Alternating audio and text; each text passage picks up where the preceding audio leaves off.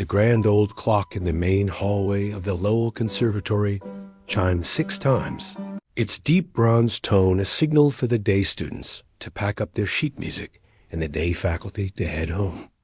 As the last echoes of a struggling clarinet and a spirited debate about Baroque ornamentation faded, the evening shift began. This was when the building sighed, settled, and prepared for its nightly ritual of silence and polish. Elena Petrov pushed through the heavy oak doors, a canvas bag slung over her shoulder. The setting sun cast long golden beams through the high windows, catching the dust motes in the air. To anyone who might have glanced her way, she was a part of the scenery, as familiar and unremarkable as the worn marble floors. She was in her late 40s, with hair the color of ash, pulled back into a simple braid. Her face was calm, but there was a tiredness around her eyes that spoke of long hours and quiet thoughts. She wore sensible shoes and a simple, dark blue uniform. Her first task was always the same: the practice rooms on the 3rd floor. She moved with a quiet efficiency, emptying trash bins filled with discarded candy wrappers and coffee cups, wiping down mirrors smudged with fingerprints. But her real work began with the pianos. Each room housed an instrument, some grand, some upright, all loved and abused in equal measure by eager, learning hands. In room 306, home to a beautiful but temperamental Steinway grand. She paused. The room still held the ghost of that day's last student, a flurry of rushed scales and a frustrated sigh. Elena set her bag down and approached the piano. She didn't just dust it. She attended to it. With a soft, lint-free cloth, she began to wipe the gleaming ebony finish, her movements slow and ritualistic. Her fingers traced the curve of the lid, brushed along the music stand. Finally, she lifted the fallboard to reveal the ivory keys, some yellowed with age. Her hands, which were usually tucked into her pockets or busy with a mop, hovered for a moment. They were strong hands, with long fingers and a network of fine lines and faded scars across the knuckles. Slowly, gently, she pressed the middle C. No sound came out. She had not pressed hard enough to engage the hammer. It was just a touch, a connection. She did the same with an F-sharp, then a gentle chord in the lower register, all in perfect, soundless contact. It was a habit, a strange little secret between her and the instruments she cared for. Unseen in the doorway, 2 men watched for a moment before making their presence known. The first was Maestro Sterling, the head of the piano department. He was a man who carried himself like a monument, with a sweep of silver hair and a velvet-collared coat even on a Tuesday evening. Beside him was Professor Finch, younger, sharper, with the restless energy of someone perpetually auditioning for a better role in his own life. "See? Even the furniture feels neglected," Maestro Sterling said, his voice a low rumble as he strode into the room, not acknowledging Elena except as an obstacle to step around. He went straight to the Steinway and played a loud, dismissive chord. Dull, tinny in the upper register. "It sounds like it has a cold." Professor Finch nodded vigorously. "It's been off for a week. Throws off my advanced students. Their dynamics suffer." He noticed Elena then, as one might notice a useful piece of furniture. You clean in here every night." Elena had stepped back, her cloth held tightly in one hand. She nodded, her eyes lowered. "You must hear it all the time," Finch continued, a condescending smile playing on his lips. "The cacophony.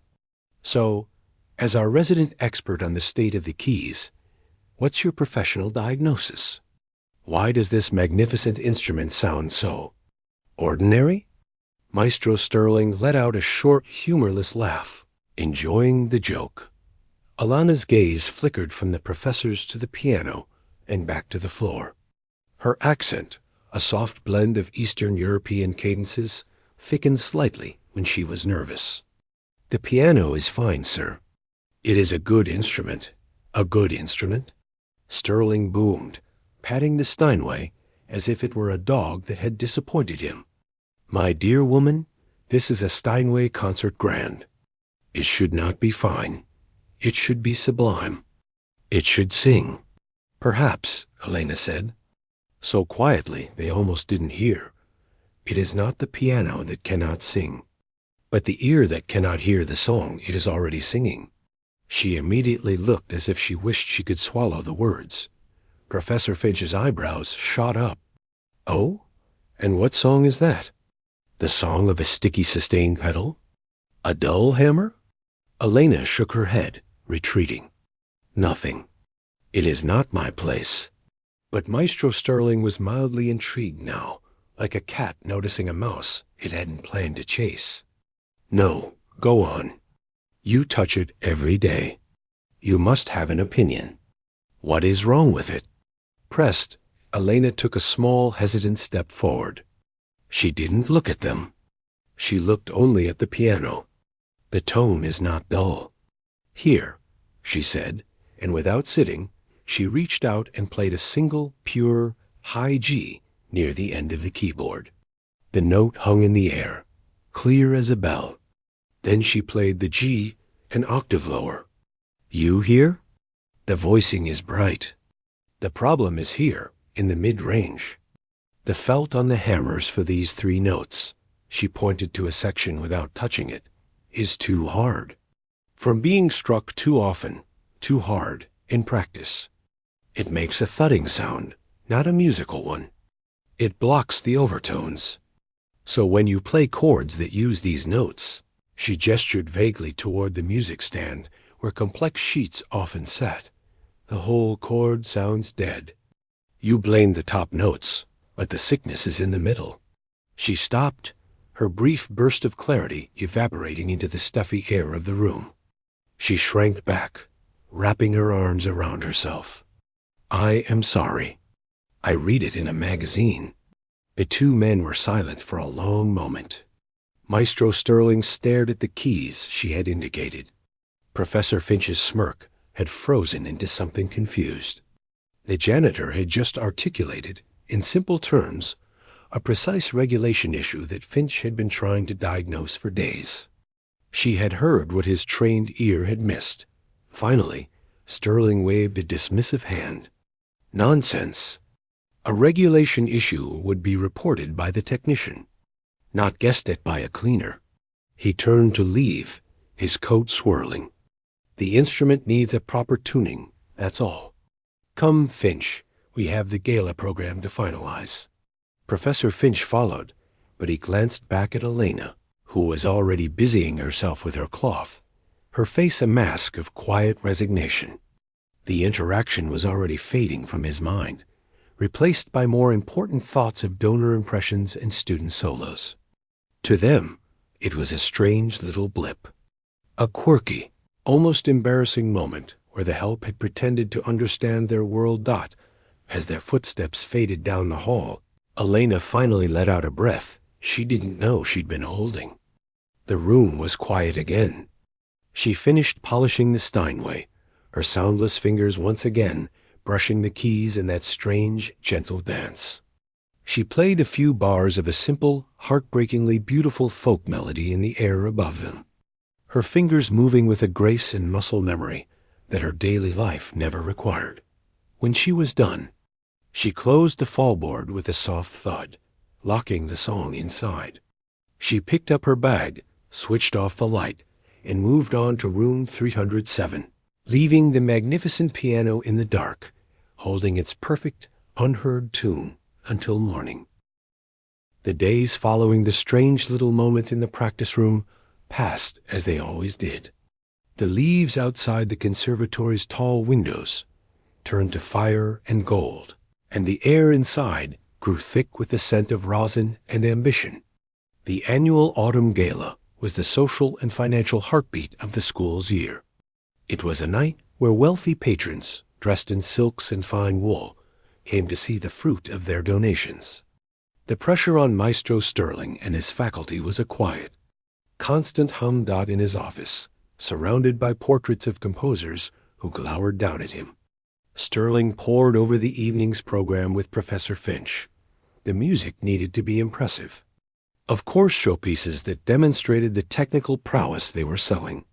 But Sterling, a man who understood theater as much as theory, knew it also needed charm, a touch of the relatable. Years ago, a former director had introduced a staff spotlight segment, a short, light-hearted interlude where a member of the non-teaching staff was gently coaxed into performing something simple and terribly amateurish. It was always met with warm, forgiving laughter. It made the dazzling student performances that followed seem even more miraculous by contrast. It was tradition. "We need our foil," Sterling said, tapping a finger on the program draft. "Jenkins from the grounds crew did a painful chopsticks last year. We can't repeat that. The library assistant, perhaps? She seems game for anything." Professor Finch, who had been staring out the window, turned. A slow, clever smile spread across his face. "I have a better idea. One with a little more built-in drama." Sterling looked up, intrigued. "Go on." The janitor. The quiet woman, Elena. Sterling's brow furrowed. "The one who had opinions on hammerfelts?" "No, she's a mouse. She'd freeze. It wouldn't be funny. It would be uncomfortable." "Precisely." Finch leaned forward, his eyes bright. "Think about it. The contrast. We build it up. We talk about the hidden talents in every corner of our community. We bring her out, this woman who cleans our halls, who is surrounded by greatness every day. The audience will be so willing to cheer for her effort. We give her something famously, ridiculously difficult, just for the joke. Not to play, of course, but to attempt. The spectacle isn't in her success. It's in her brave, glorious failure. The audience will adore it. They'll love her for trying. And then," he paused for effect, "your star pupil comes out and performs the Rachmaninoff with such power and grace that it will lift them out of their seats. The journey from comic humility to sublime artistry, it's perfect theater." Sterling considered it. He pictured the woman's nervous eyes, her hunched shoulders. She was the perfect canvas for this little drama. Her inevitable, flustered failure would make his students' triumph soar. It was, he had to admit, a brilliant bit of stagecraft. "What piece?" Finch's smile turned razor thin. "Flight of the Bumblebee." Sterling couldn't help but chuckle. It was absurd. The piece was a whirlwind of notes, a test of sheer, blistering speed. The thought of this timid cleaner even looking at the sheet music was comical. "She say no. We won't give her the choice," Finch said smoothly. "We'll present it as an honor, a celebration of all staff. We'll do it publicly, so her refusal would seem churlish. We'll be so encouraging, so supportive, that her yes will be the only path." The plan was set. They found their opportunity a few afternoons later. A group of advanced students was milling in the main hall after a master class, their chatter filling the space. Elena was there, quietly polishing the brass handles on the large doors leading to the concert hall. She was in her own world, the rhythm of her work a shield against the noise. Maestro Sterling clapped his hands together, drawing the students' attention. "Everyone, gather round for a moment," he announced, his voice projecting to the vaulted ceiling. The students turned curious. Elena paused her polishing, but did not look up. "As you know," Sterling continued, his tone warm and paternal, "our gala is about community. It's about celebrating the music that lives in every corner of this building." He gestured broadly. "And this year, we want to highlight that spirit in a very special way." He began to walk, the students parting for him, until he came to a stop near the doors. Near Elena Dot, she finally looked up, her cloth still in her hand, a wariness in her eyes. "This is Elena," Sterling said, placing a hand on her shoulder. She stiffened under his touch. "She cares for our spaces, for our very instruments, with a dedication that allows your art to flourish. She is the silent guardian of this hall. The students offered polite, slightly confused smiles. Professor Finch stepped in, his manner friendly and open. So, we've decided that Elena should have a moment in the spotlight.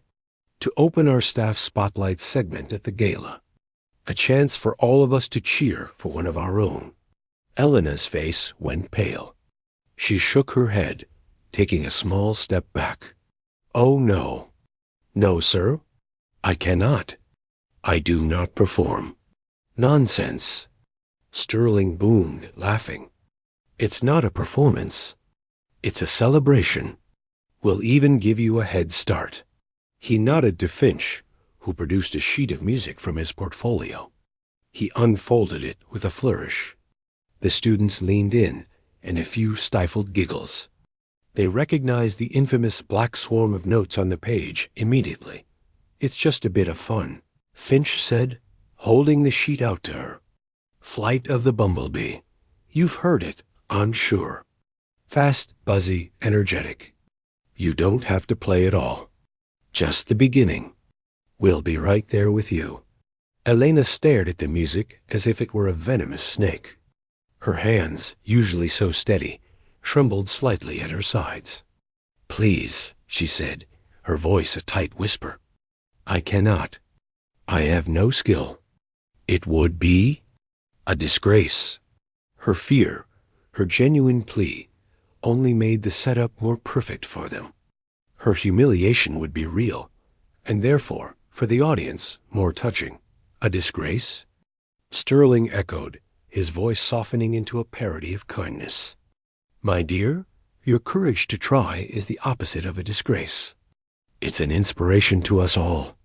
To these students who struggle every day, show them that the spirit of music belongs to everyone, not just the trained. The students were now fully invested in the scene. A few called out encouragingly, You can do it. Just give it a go.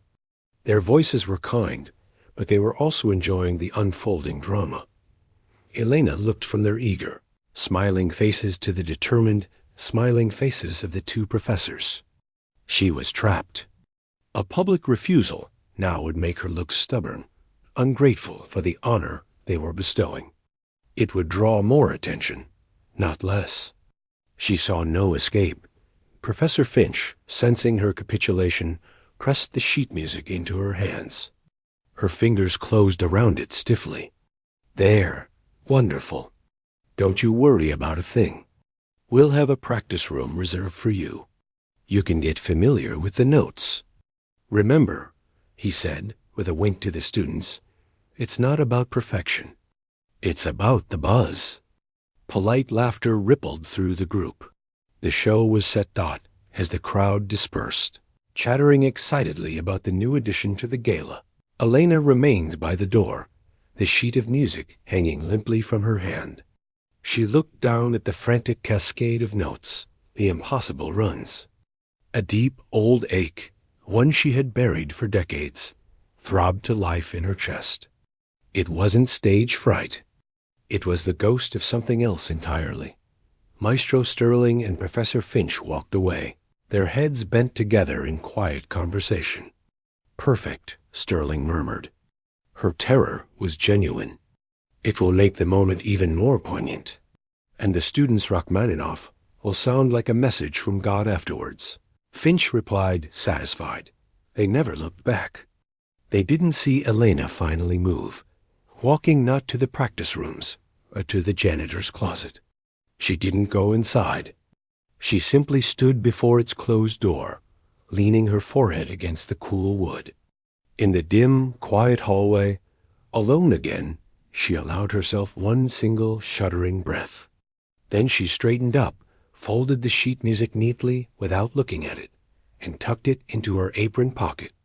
She picked up her polishing cloth and bucket, and went back to work on the brass handles, her movements mechanical, her eyes seeing nothing but some faraway, private horizon. The storm was coming, and she was the only one who knew she would have to step into the eye of it. The week leading up to the gala moved with a different rhythm for everyone in the conservatory. For the students and faculty, it was a crescendo of frantic rehearsals, last-minute fittings for formal wear, and the sharp scent of nervous excitement. For Elena, it was a week of deepening silence. She went through her routines with a quiet precision, but her eyes seemed to look through the world around her.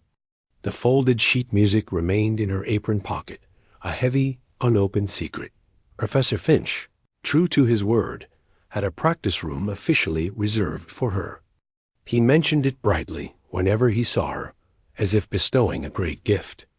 Room 306 is all yours between 4 and 5, Elena. The Steinway is tuned and waiting. She would only nod, a small, tight movement of her head. She never went. Instead, she would clean that room first, polishing the very piano she was supposedly to practice on, her cloth moving over the wood as if in a silent apology. A few days before the event, Maestro Sterling himself found her dusting the portraits in the main hall. "Nervous?" he asked, his tone jovial. "Don't be. Remember, the piece is just for fun. A few notes will be plenty. The audience will love you for simply having a go." He patted her shoulder, a gesture that felt like a weight being applied. "You're representing the entire support staff. Show them the heart of this place." Elena had simply nodded again, her throat too tight for words. She was not representing anyone. She was being paraded. The old, familiar feeling of being seen not as a person, but as a prop in someone else's story, settled over her like a cold fog. It was a feeling she had crossed an ocean to escape. The night of the gala arrived, crisp and clear. The conservatory was transformed. Crystal chandeliers blazed, their lights sparkling off champagne flutes and fine jewelry. The air buzzed with cultured conversation and the clink of glasses. Backstage was a chaotic ballet of its own students in black tie and gowns whispering scales. Violinists rosining bows with trembling hands, stagehands darting about with urgent, silent gestures. Elena had been given no instructions about what to wear. She arrived in her clean, dark blue work uniform, in simple black shoes. She had washed her face and re-braided her hair, but she looked exactly like what she was, a woman who had come to work. The contrast was jarring as she stood in the dim backstage area, watching the glittering patrons file into the auditorium through a crack in the heavy curtain. A well-meaning stage manager, seeing her, had tried to give her a spare bow tie. "To smarten you up a bit," he'd said. She had refused with a quiet shake of her head, and he'd shrugged and rushed off. Professor Finch found her there, hovering in the shadows. He was resplendent in a tailored tuxedo, his hair perfectly groomed. For a flicker of a second, seeing her in her uniform, a pang of something not quite guilt, but a recognition of the starkness of the image passed through him. He quickly buried it under a wave of professional enthusiasm. "All right, Elena. Big night. You're on right after the welcome speech. Just walk out when the maestro introduces you. Sit at the piano. Give it your best shot for, 20 seconds. Then stand, take a bow for the effort, and off you come. Simple." He gave her 2 thumbs up, a gesture that felt absurd. "Break a leg." Not literally. He chuckled at his own joke and disappeared into the gloom to check on his star pupil. Alone again, Elena felt the noise of the gala recede. The laughter, the music from the string quartet, warming up the crowd, the rustle of programs, it all became a distant murmur. In its place, a louder, more intimate sound filled her ears, the pounding of her own heart. But it wasn't the frantic beat of stage fright.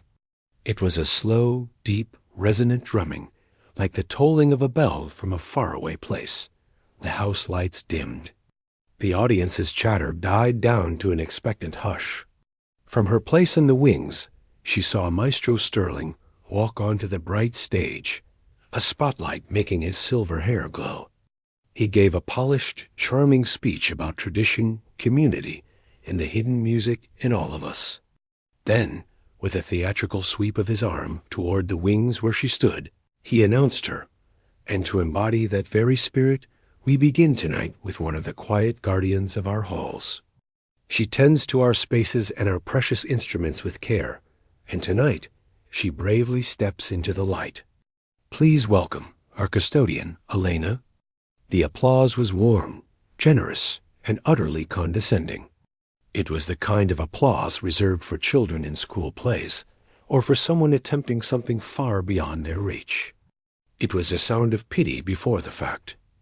A gentle hand from a stage manager nudged her forward. Elena walked out onto the vast stage. The lights were blinding, hot on her skin. She could see nothing of the audience beyond the first row, just a dark, shapeless void.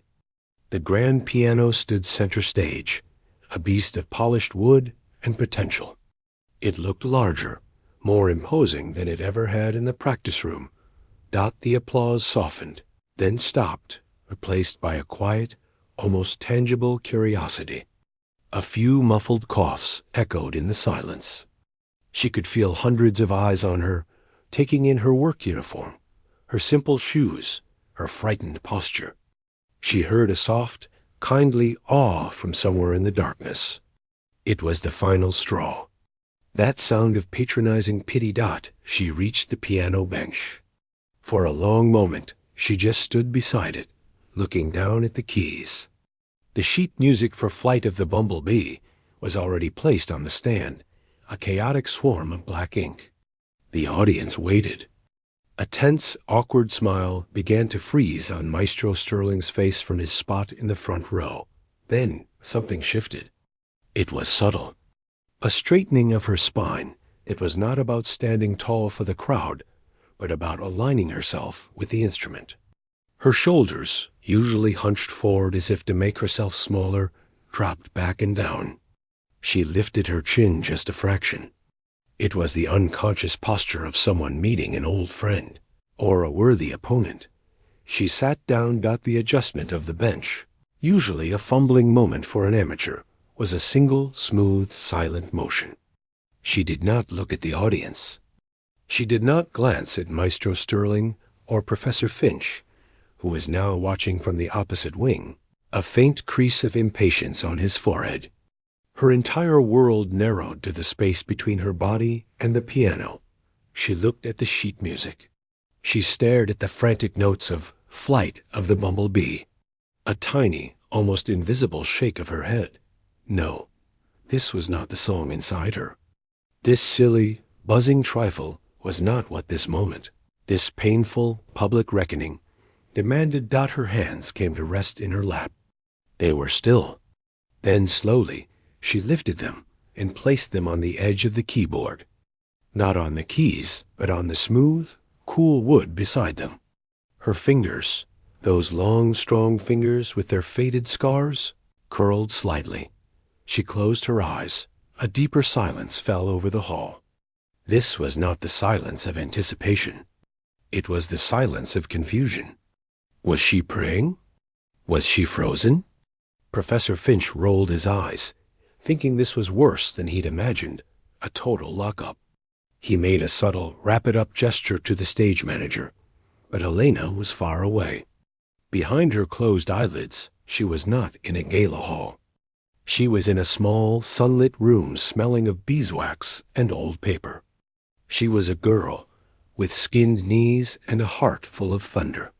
She heard the first, deep, resonant chords of a piece that had once been her home, her language, her prison, and her salvation. The music wasn't a memory. It was a physical presence. Rising from a place in her soul she had sealed shut. She took a breath, a deep, shuddering intake of air that was audible in the front rows. And when her fingers finally left the wooden edge and descended toward the ivory keys, they did not hover or tremble. They found their positions with the unerring, gravitational pull of planets settling into orbit.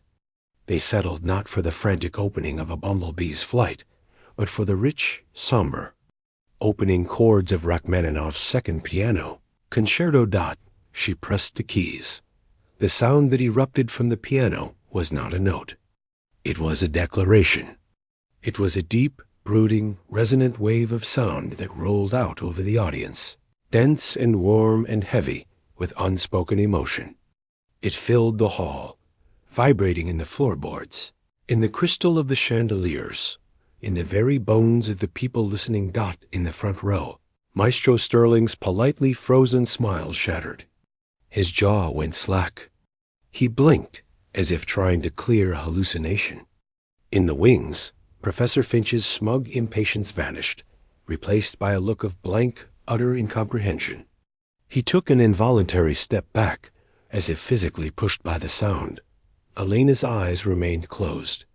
Her face, which had been a mask of worry, was now a landscape of profound concentration and deep personal sorrow. The music poured out of her. It was technically flawless. The powerful chords, the intricate runs that flowed like liquid silver, the delicate, aching phrases that whispered of lost things. But it was the feeling behind it that stole the air from the room. This was not a performance. This was a confession. This was a soul speaking in a language of grief, strength, memory, and fury, all translated into sound. The audience was absolutely, preternaturally still.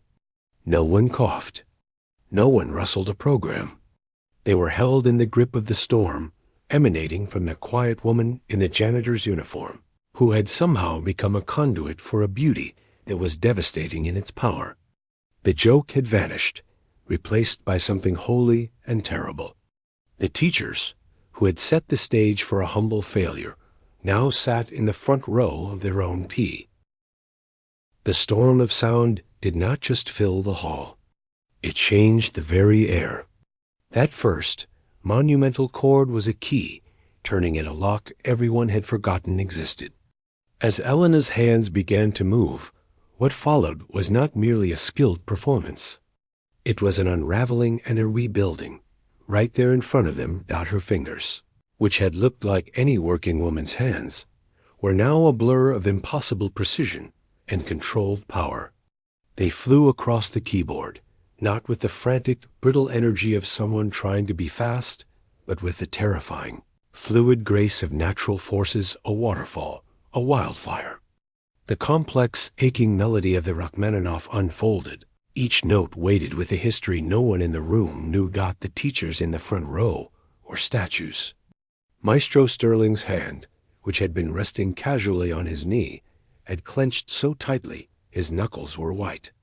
His mind, usually buzzing with critique and analysis, was blank. All that was left was raw, unfiltered sensation. He heard the depth of the bass, not just played, but understood, as if the piano were speaking from its very soul. He heard the singing line in the right hand, a voice of such piercing sorrow and beauty that it made his throat ache. This was not the playing of a prodigy. It was the playing of a master who had lived a lifetime inside this music. Beside him, Professor Finch felt the ground drop away. The condescending plan, the clever staging, the entire architecture of the evening crumbled into dust with every passing bar. His professional ear, trained to catch the slightest error, heard none. Instead, it was overwhelmed by the artistry.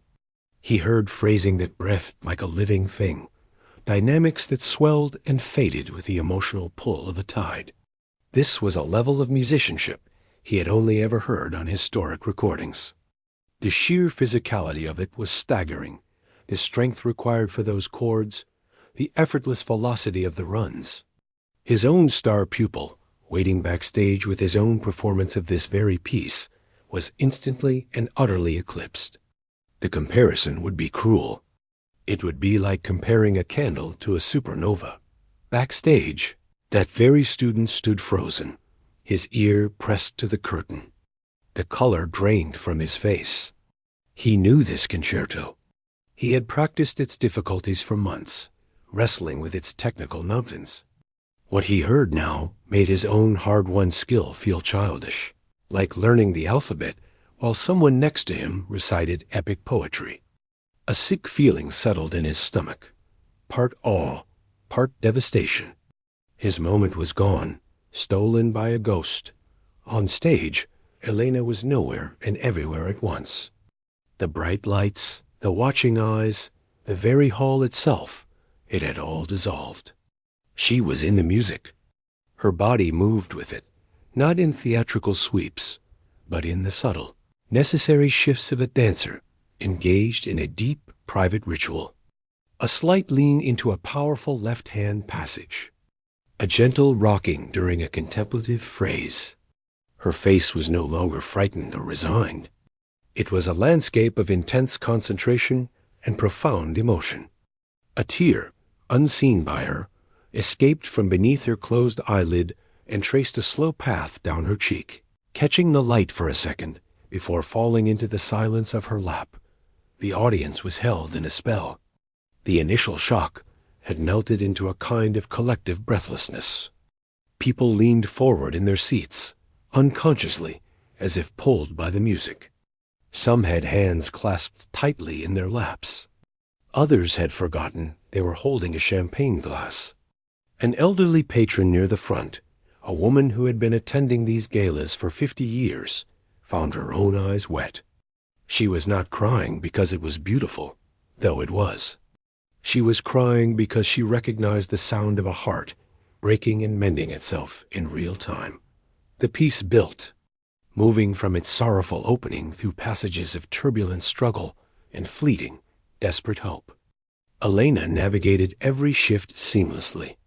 The technical demands were simply the language she spoke. The emotion was the story she was telling. In one breathtaking section, her left hand executed a perilously fast, rumbling passage deep in the bass, while her right hand carved a mournful singing line above it. It was a thing of impossible coordination, yet she made it sound not just easy, but inevitable, the only way the music could possibly go. For Maestro Sterling, each passing moment was a fresh lesson in his own blindness. He remembered her quiet diagnosis of the piano's voicing. He remembered her soundless fingers brushing the keys. He saw now that those were not the actions of a curious amateur, but the quiet, ingrained habits of a musician, as natural as breathing. She hadn't been cleaning the pianos. She had been communing with them. The realization was a physical pain, a hot shame that started in his chest and spread outward. The music reached a climax, a great crashing wave of sound that seemed to shake the foundations of the building. Elena's shoulders tensed, every muscle in her back engaged, as she drew the full, roaring power from the instrument. The sound was overwhelming, a tidal wave of passion that washed over the audience, leaving them stunned in its wake. And then, just as suddenly, she pulled it back. The storm broke. The music transitioned into a passage of exhausted, fragile calm. The final notes she played were not loud, but they were heavier than any chord that had come before. They were resolutions that sounded like questions, echoes fading into a deep, waiting silence. Her hands lifted from the keys and returned to her lap. The final resonant note hung in the air, vibrating slowly into nothingness. She opened her eyes. For a few seconds, there was absolute, perfect quiet. The spell was still intact. No one moved. No one breathed. They were all still trapped in the world she had built from sound. Then, from the back of the hall, a single man, a retired steelworker who came to the gala every year because his wife loved music, stood up. He didn't cheer. He simply began to clap. It was not the polite, pattering applause from earlier. It was a slow, solid, rhythmic clap of profound respect. It was the sound of someone acknowledging a truth too big for words. It broke the dam. The entire audience erupted. They leaped to their feet as one. The sound was not applause. It was a roar. It was a tidal wave of shock, admiration, awe, and released emotion. It was thunderous, deafening, endless. People shouted. They wiped their eyes. They looked at each other as if to confirm what they had just witnessed. Elena, still sitting at the piano, seemed to return to her body slowly. She blinked, looking out at the sea of standing, cheering people. There was no triumph in her face, no smile. There was a deep, weary sadness and a kind of peace. She stood up from the bench. Her movement was simple, final. She gave one small, slow bow from the waist. Not a performer's bow, but an acknowledgement. A farewell. She did not look at Maestro Sterling or Professor Finch. She did not wait for the applause to subside. She simply turned and walked off the stage, the same way she had walked on, leaving the roaring crowd and the shimmering grand piano behind her. The spotlight followed her for a second, then was left illuminating an empty bench, a silent instrument, and the ghost of the music that still seemed to vibrate in the very bones of the hall. The roaring applause followed Elena like a wave breaking against a silent shore. It chased her into the wings, but the moment she passed the heavy curtain, the sound became muffled, distant. The backstage area was a tableau of stunned faces. Stagehands had stopped their work, standing still with coils of cable in their hands. The star pupil who was to play next was slumped on a wooden crate, his head in his hands. He didn't look up as she passed. Elena didn't stop. She walked with a straight back and a clear purpose, down the dim backstage corridor, through a fire door, and into the familiar, quiet hallway of the academic wing. The noise of the gala was now just a dull hum.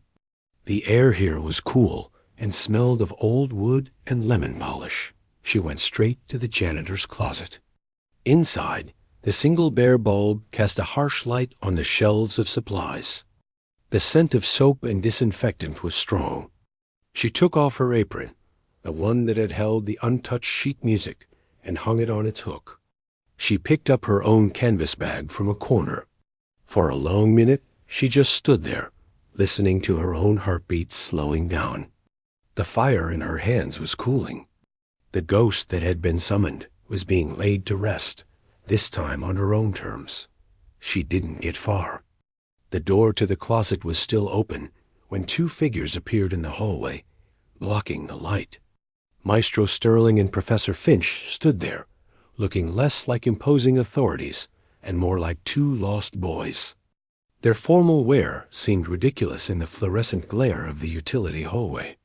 Sterling's face was pale, his earlier confidence shattered. Finch just looked hollow, his eyes wide. "Please," Sterling said.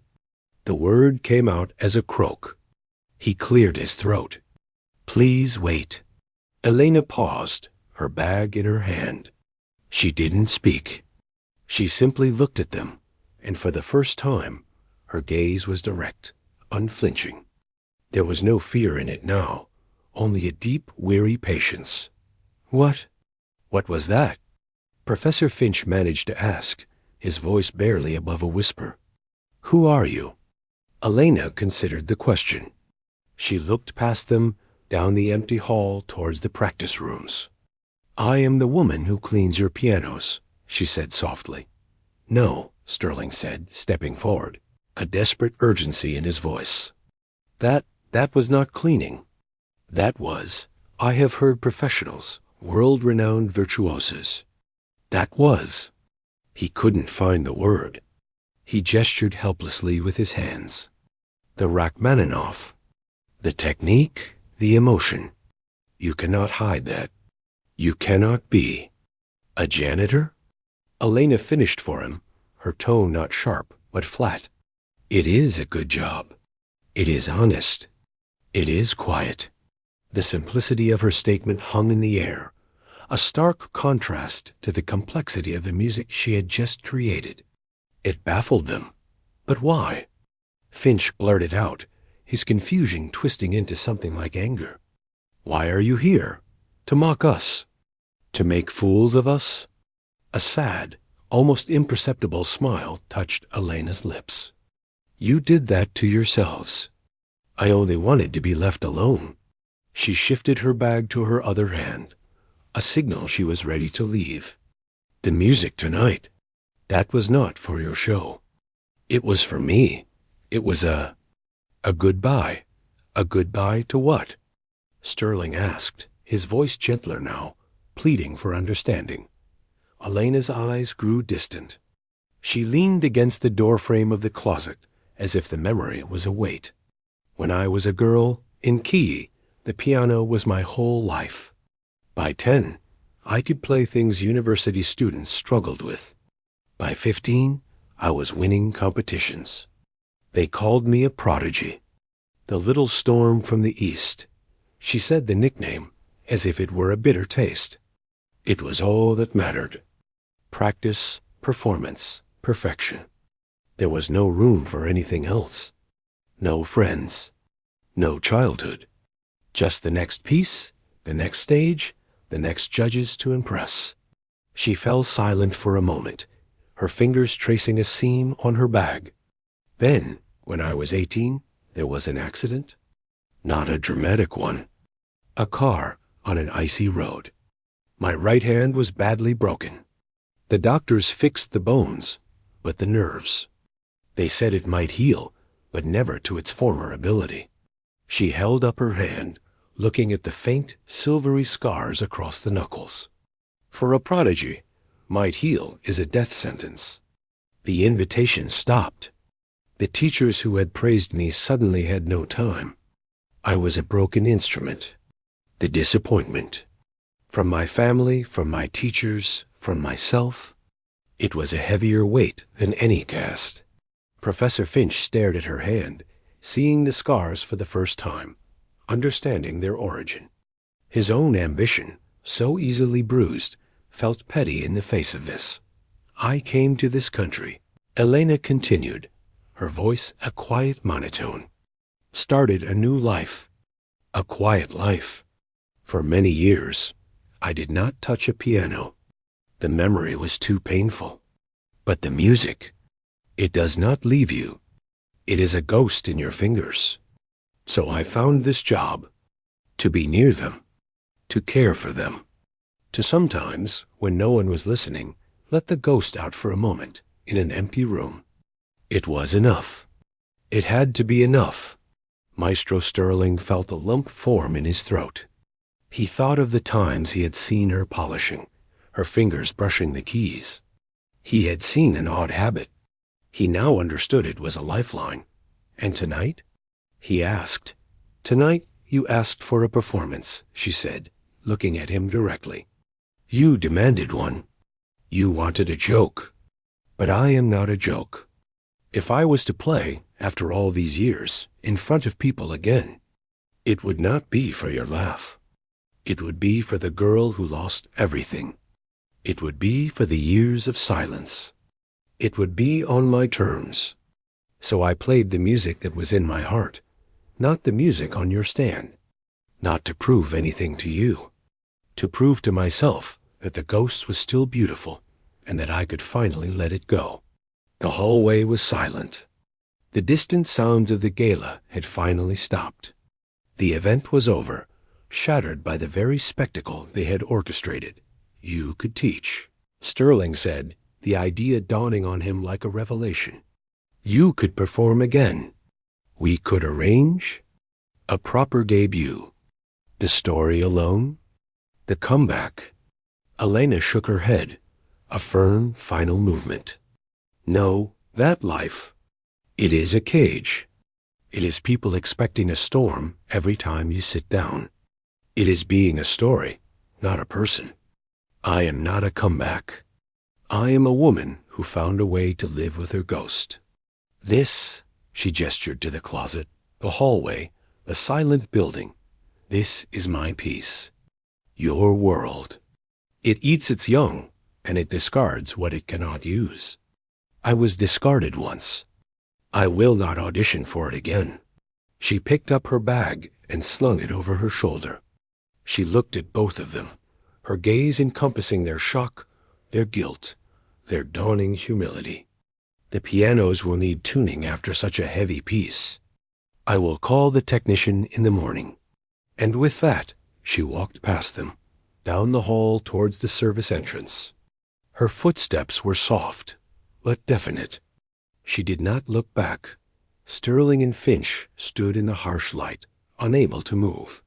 The enormity of what they had done, not just tonight, but in every condescending glance, every assumption, settled upon them. They had not just uncovered a secret virtuoso. They had forced a wounded artist to reopen an old wound simply to defend her dignity. They had taken her quiet piece, and for their own amusement, had forced it to scream in beauty and pain.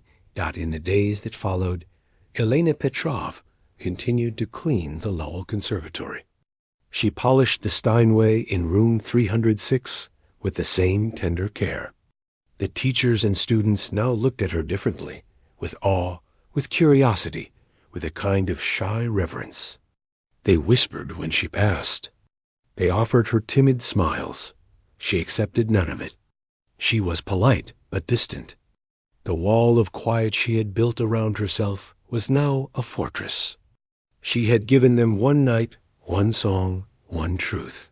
It was all she would ever give. Maestro Sterling canceled the remaining staff spotlight traditions.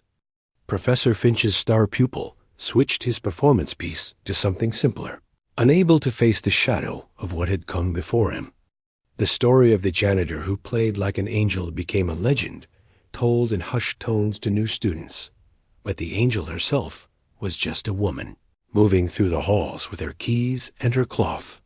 Sometimes, in the deep silence of the night, if you stood very still outside a closed practice room door, you might hear the faintest sound of a piano, a few bars of a folk song, a fragment of a concerto, played with a heartbreaking tenderness. It was a private conversation, a ghost dancing alone in a pool of moonlight. And then it would stop, leaving only the echo, a reminder that the most profound music is often the kind never meant for an audience at all.